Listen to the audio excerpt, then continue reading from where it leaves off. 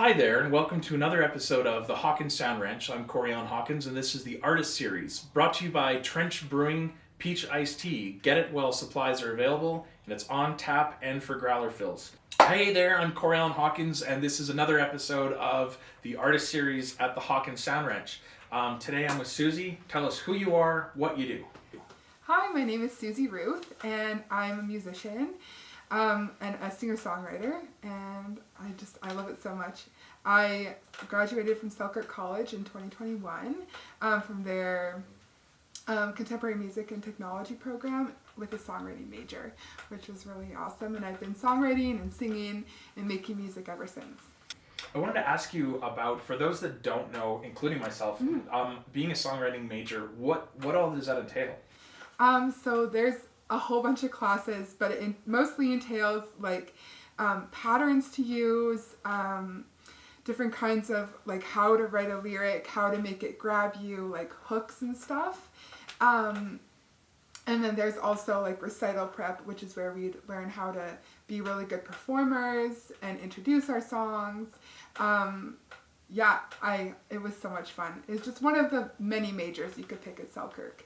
Did that prepare you, or did it help you in any way with your performance over the years? Oh yeah, 100%.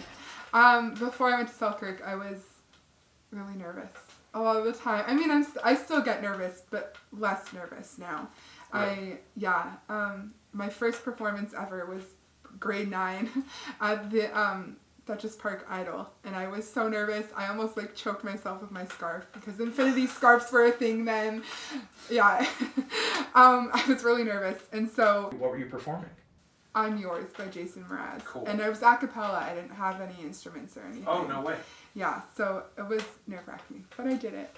I think, to this day, I still, before I'm about to go on, there's a famous quote by John Lennon that said that until he's plugged in, he used to get scared and butterflies, and I still get like sick to my stomach before I go on, and until I'm plugged in and there, there's that, it's sort of weird because you still, anybody that plays live, you have to have a bit of an ego to want to do that, but you still get butterflies performing. It doesn't matter how many times you've done that. You find that too. Yeah, it doesn't matter. I mean, it's a little less, and if I don't have a piano in front of me, I get more scared. It's kind of like it's my your little comfort. safety. It's like wearing sunglasses when you're It talking is. to people, right? Yeah. Then you kind of get to hide behind something. A little bit. Yeah, a little bit of it. And how long have you been performing for? Well, I guess, so when did I graduate high school? Like, graduated high school 2016, so it's been like 8 years, and then like 4 years before that, so it's been 12 years of performing, but like seriously performing since 2019, so Cool. Just like 5 years. And how long have you been playing the piano for? Well, my mom taught me how to play piano when I was little. Shout out to Mom. I know, Mom's shout here out with to us Mom. today. She's here. When I was probably 3 or 4, I started. I started singing before that, but it was like never like any lessons or anything. And my mom quickly discovered she couldn't teach me how to do anything. As most musicians can attest, their parents probably tried to teach them, and it didn't work out. I'm going to share a secret with you. Yeah, This okay. is totally true. My mother, to humiliate me, there is a tape of me singing Kenny Rogers the Gambler when I was 5 years old in the bathroom. I want to see that. Because the acoustics were good, right? Yeah. And she always wanted to play that to me on my wedding day, but when they went to play it, the tape had degraded. Oh, So no. I don't know where or if that's still around, but she had that, and I was like, oh, I'm so glad that you didn't do that. That makes me happy. But it's out there. Somebody has it somewhere. Somewhere. I'd pay to see that. I'll talk to Mom about Okay, that. good. So what inspired you, as opposed to, so when you were younger, what were your influences then as opposed to now? What drives you? Well, when I was younger, I don't know, I just wanted to be like a rock star, I Hell guess. yeah. I mean, I still like do a little bit, but I think I've modified my expectations a little bit, just to make it more achievable, because everybody can be a rock star. But I think anybody can. I think it's drive. It's true. drive, and do you Yeah. have the motivation to go after To go it? after it. Yeah, Right. that's true. That's like I tell my students, because I'm a voice teacher, that anybody can sing. It's the truth. Anyone can sing, I think. It's just about like learning techniques and how to breathe and all of that kind of stuff. But what drove me before was like it made me so happy, and it still makes me so happy. But now I have like, it's a different kind of happy now, I think. Especially with the performing aspect, the writing aspect, like all those little things also bring me joy, not just singing. I've also noticed, like after going to school at Selkirk College, before I would sound a lot like a specific artist, like Adele. People always tell me I sound like Adele or Rihanna, like anyone like that. And then now I think that I have elements of like Billie Eilish, Cher, like all of those people, but I'm more myself, which I really like. I would tell, for those of you that don't know, Susan here recording a single. Tell us a bit about the song you're doing and what it means to you. Yeah, okay, so this song is really, really important to me. I think this is like such a different direction that I've taken my musical writing in, like ever. I think I'm notoriously known for especially when I perform, I do a lot of like love and like breakup songs, mostly breakup songs. We all do it. We all do it. It's easy material. Heartbreak makes for the best songs. It does. But this song like really came from a place of like anger, I think, which is cool. Like somewhere new, and I think that my audience can tell when they listen to it. Ever since I debuted this song, people are like, you need to write more music like this because it's so different and it's so powerful. I'm in psychology with a minor in gender studies, or women's studies is my minor. So I took my first women's studies class last January when I wrote this song, and there was this one guy in my class who just like, he just condescended everything the teacher was saying, everything the textbook was saying, and was like, no, that's wrong. Like, you're wrong. You're not qualified to be teaching this. And oh, wow. Yeah, right? Like, and it just pissed me off. I got in so many fights with this guy. Like, it wasn't like, not actual fights. Like a healthy debate. Like a healthy debate. And I just was trying to like make him see the other side of the coin where we're coming from. And I don't know, it just pissed me off because this is just how it is for women all the time. Right. Is we're always like condescended to, like people think that we don't know anything, and so a place of fury is where it came from, and yeah, I'm really excited and it's like taking back some control, which I really love.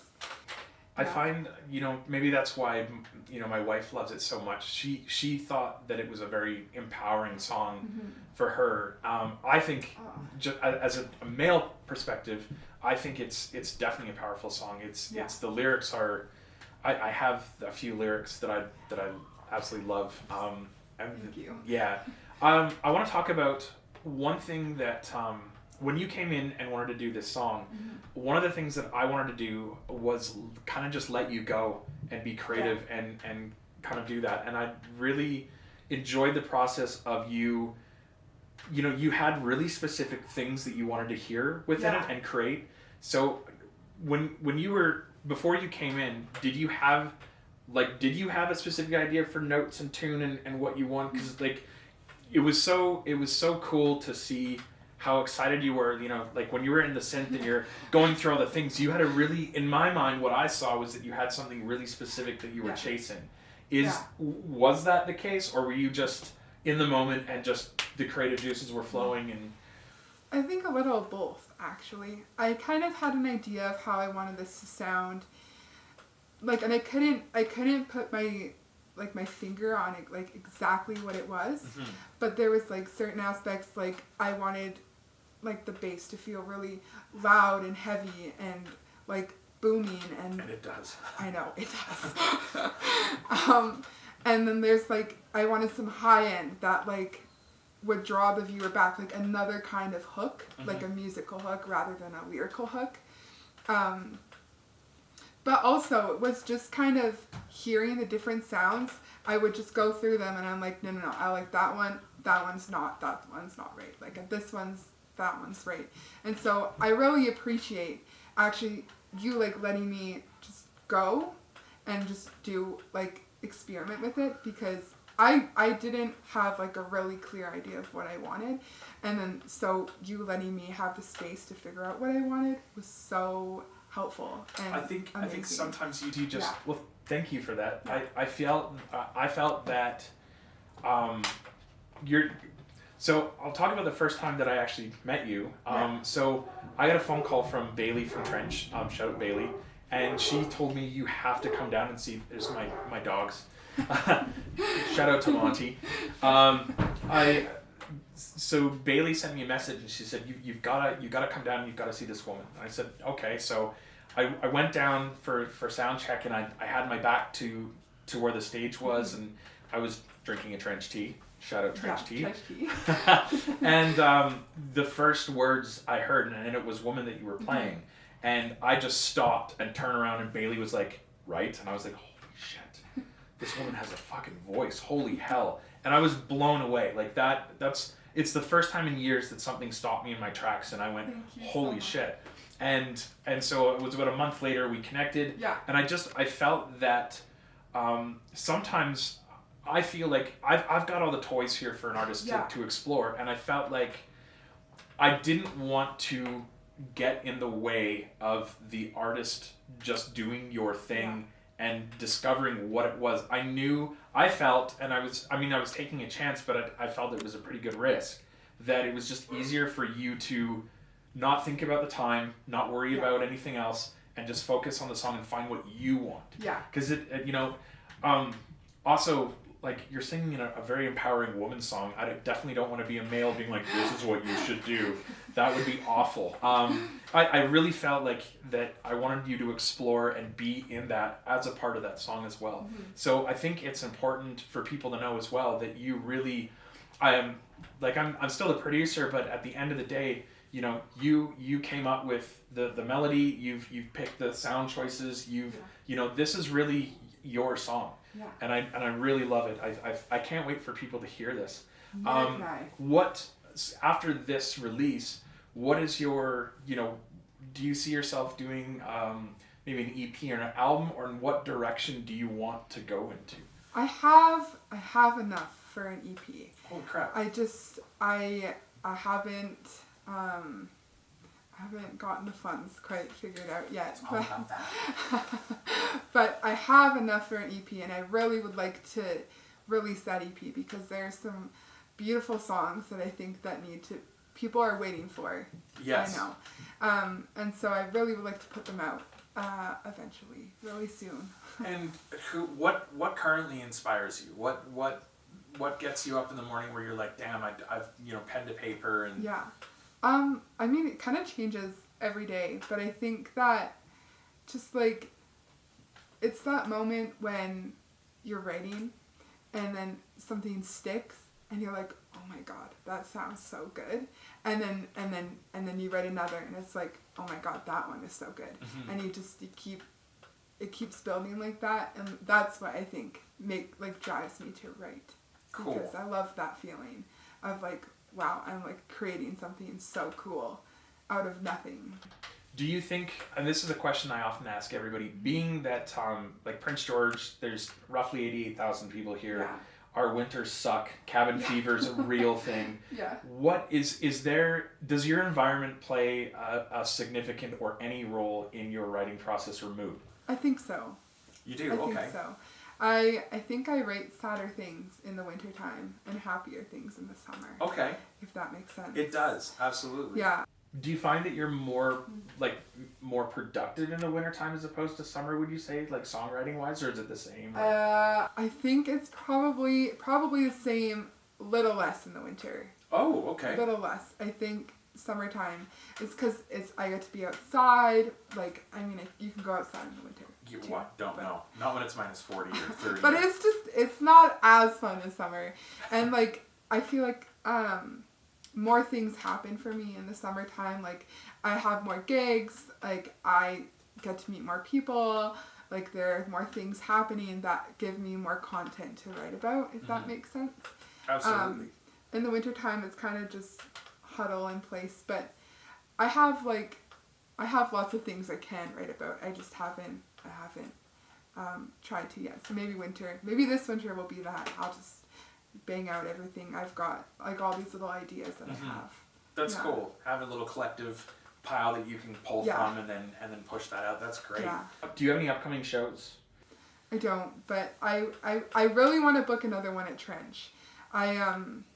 They're always looking. They're always awesome. Looking. I know. I need to see. Paul and I will definitely be there for that. Okay, good. I'm glad to hear that. And I know Shanna will be too. She'll be so excited. She'll be stoked. Well, that's good. Last time I played, it was a pretty full house, so that was awesome.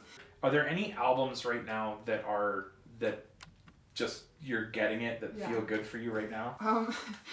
Reputation by Taylor Swift. Okay. Right now, I feel like I've been listening to that one at least once a day, like the whole thing. She's a machine. That woman is just, I'm super proud of. To me, other than somebody like Dave Grohl, I think her work ethic surpasses any other artist. Oh, and I don't care whether people like her or not. There's nothing not to like about her. I think she's just so driven, and it's so cool to see somebody who is influencing so many young women. Like I can't, like, when and this isn't knocking her. When I was growing up, for me, if you were to pick a woman, it would be like Courtney Love, who may not be your best. Cool. She's awesome, but maybe not the best person you'd want as as somebody to look up to.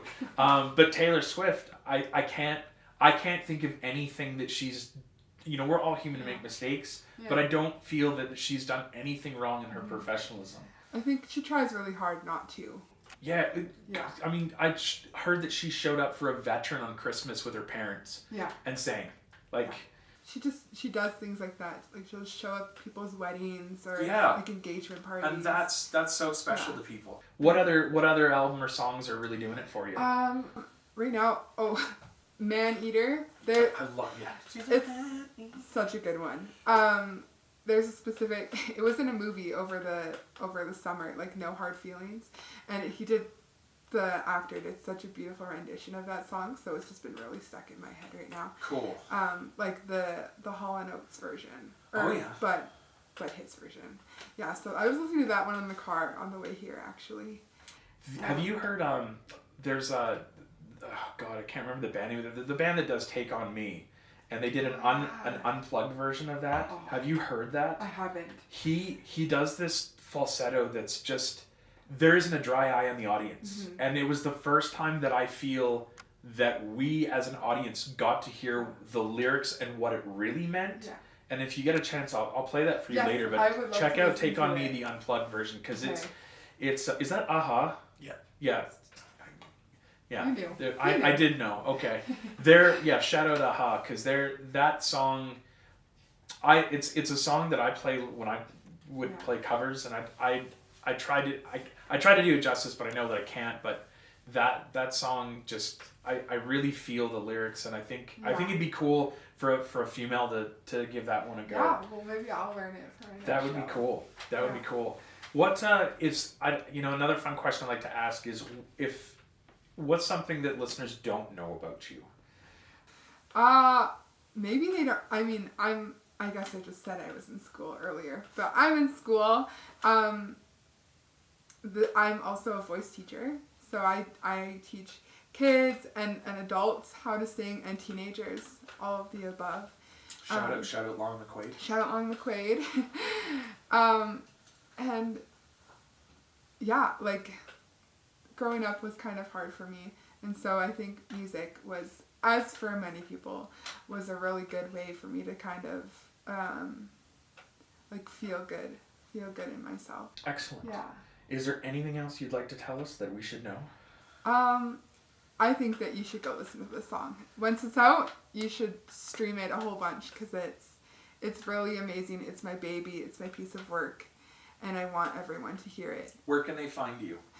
They can find me on Instagram, Facebook, Twitter. I don't really use Twitter, but I'm on there. And what are they searching?